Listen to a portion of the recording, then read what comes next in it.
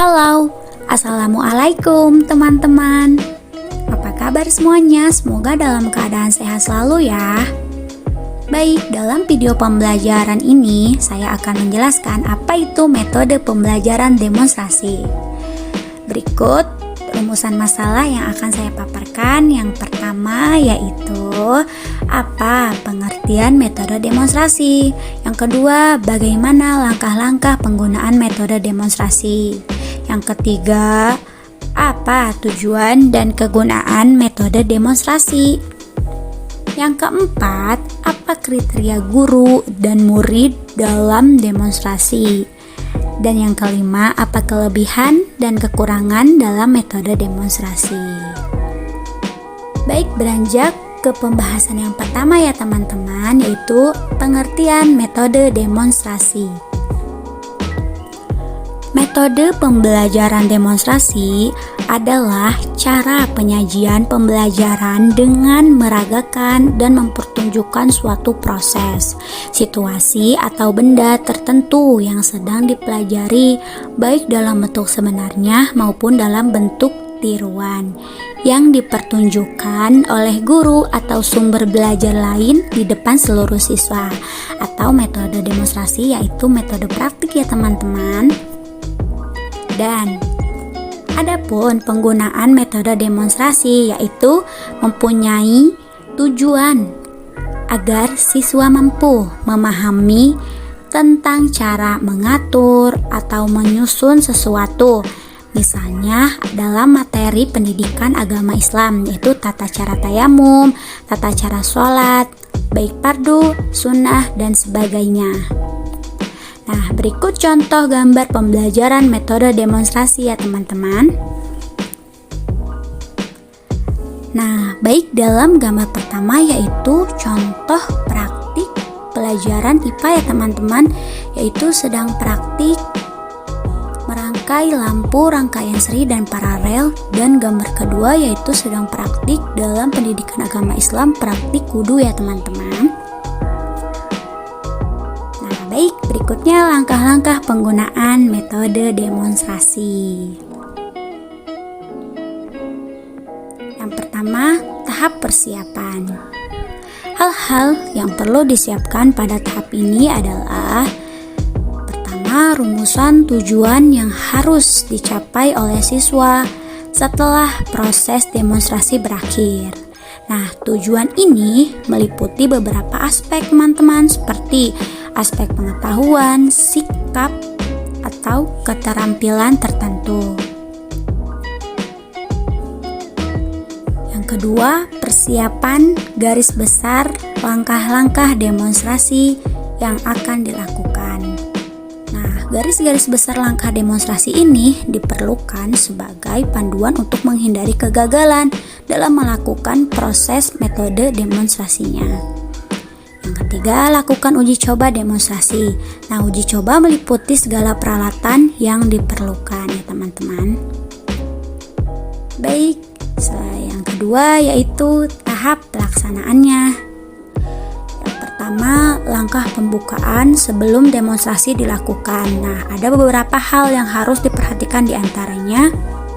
Yang pertama, aturlah tempat duduk yang memungkinkan semua siswa dapat memperhatikan dengan jelas apa yang didemonstrasikan. Yang kedua, kemukakan tujuan apa yang harus dicapai oleh siswa. Dan yang ketiga, kemukakan tugas-tugas apa yang harus dilakukan oleh siswa. Misalnya, siswa ditugaskan untuk mencatat hal-hal yang dianggap penting dari pelaksanaan demonstrasi. Selanjutnya yaitu B, langkah pelaksanaan demonstrasi.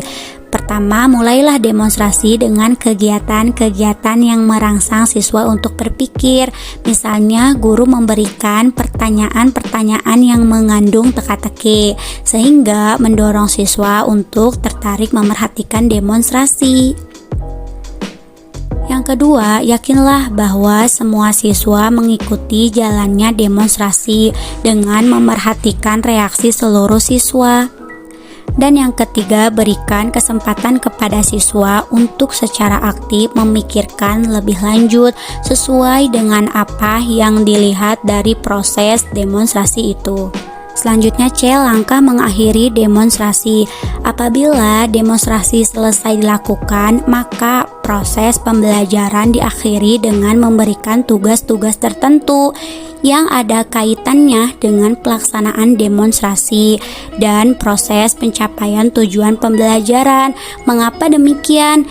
Hal ini diperlukan untuk meyakinkan apakah siswa memahami proses demonstrasi itu atau tidak. Dan pembahasan selanjutnya yaitu tujuan dan kegunaan metode demonstrasi. Pertama, tujuan metode demonstrasi yang merupakan satu wahana untuk memberikan pengalaman belajar agar anak dapat menguasai kemampuan yang diharapkan dengan lebih baik. Dan tujuan metode demonstrasi adalah peniruan terhadap model yang dapat dilakukan dan memberikan pengalaman belajar melalui penglihatan dan pendengaran. Selanjutnya yang kedua, kegunaan metode demonstrasi dapat digunakan apabila pertama, memantapkan keterampilan tertentu. Kedua, akan memudahkan penjelasan karena penggunaan bahasa lisan atau tertulis terbatas. Dan ketiga, akan memperlihatkan kepada murid-murid proses jalannya suatu peristiwa kejadian. Baik, pembahasan selanjutnya yaitu kriteria guru dan siswa dalam demonstrasi. Pertama yaitu kriteria guru, yang mana meliputi 1. Mampu secara proses tentang topik yang dipraktekkan. Kedua, mampu mengelola kelas, menguasai siswa secara menyeluruh. Ketiga, mampu menggunakan alat bantu yang digunakan. Dan yang terakhir yaitu yang keempat, mampu melaksanakan penilaian proses. Selanjutnya yaitu kriteria murid. Yang pertama, siswa memiliki motivasi, perhatian, dan minat terhadap topik yang didemonstrasikan. Dan yang kedua, memahami tentang tujuan atau maksud yang akan didemonstrasikan. Dan yang terakhir yaitu mampu mengamati proses yang dilakukan oleh guru. Dan pembahasan yang terakhir yaitu kelebihan dan kekurangan metode demonstrasi. Pertama yaitu kelebihan metode demonstrasi, yaitu melalui metode demonstrasi terjadinya verbalisme akan dapat dihindari sebab siswa disuruh langsung memerhatikan bahan pelajaran yang dijelaskan.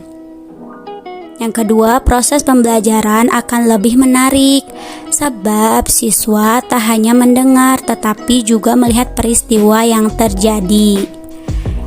Yang ketiga, dengan cara mengamati secara langsung, siswa akan memiliki kesempatan untuk membandingkan antara teori dan kenyataan.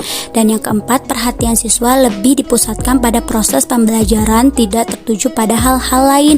Dan yang kelima, mengurangi beragam kesalahan apabila dibandingkan dengan hanya membaca di dalam buku. Dan yang keenam, peserta didik akan memperoleh pengalaman-pengalaman praktik untuk mengembangkan kecakapan. Selanjutnya yaitu B, kekurangan metode demonstrasi.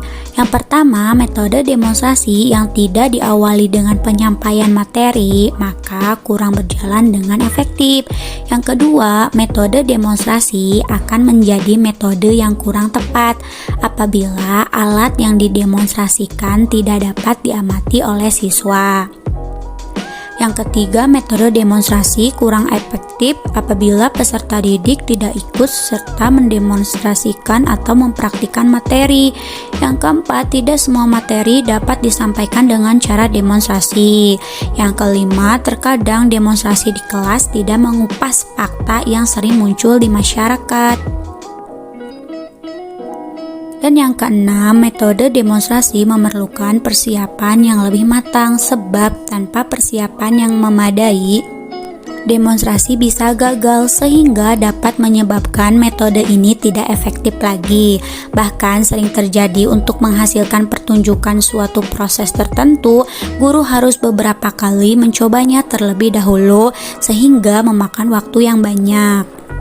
Dan metode demonstrasi juga memerlukan peralatan, bahan-bahan, dan tempat yang memadai, yang berarti penggunaan metode ini memerlukan pembiayaan yang lebih mahal dibandingkan dengan metode yang lainnya ataupun dengan metode ceramah. Dan yang terakhir yaitu demonstrasi memerlukan kemampuan dan keterampilan guru yang khusus sehingga guru dituntut untuk profesional. Di samping itu, demonstrasi juga memerlukan kemauan dan motivasi guru yang bagus untuk keberhasilan proses pembelajaran siswa. Sekian dari saya, semoga ada manfaatnya. Terima kasih. Wassalamualaikum warahmatullahi wabarakatuh.